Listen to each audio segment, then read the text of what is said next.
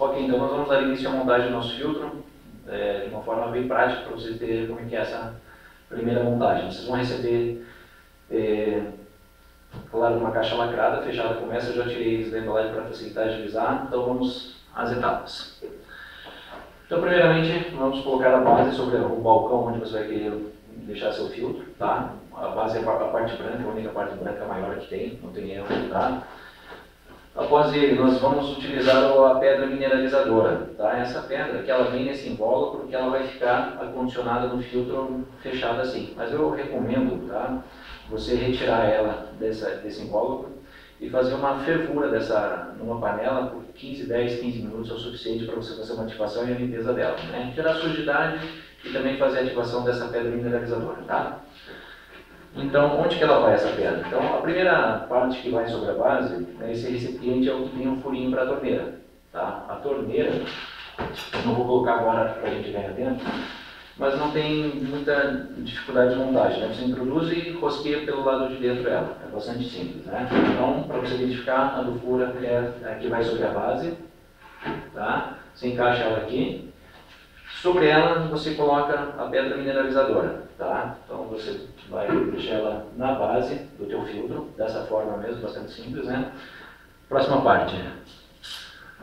Você vai utilizar o filtro multi-estágios que acompanha, né? Essa plástico que lembra uma argola, que tem uma rosca, tá? Nós chamamos ele de cabide do filtro, tá? Você vai fazer, você vai observar que tem uma rosca numa extremidade dele, tá?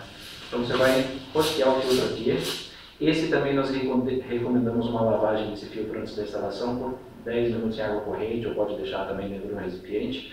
Por quê? Porque tem carvão ativado. As primeiras águas é natural você perceber uma água escura. Não faz mal para a saúde, mas é importante, de repente é bom para você, porque é uma água bem cristalina, fazer a lavagem dele antes também, tá? Então você rosqueou ele no cabide, você vai precisar dessa parte aqui, que vai sobre a base. Você vai encaixar essa outra argola branca, né? Então é base, recipiente que tem a torneira, a pedra dentro, rosqueia no cabide e você simplesmente solda ele aqui em cima. Ele vai ficar pendurado dessa forma, tá? Próxima etapa.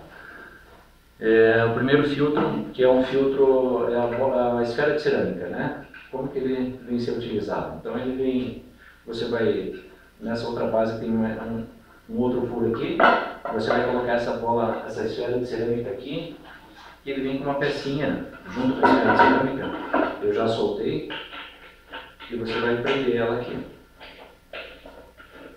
tá? Não tem muito segredo, tá?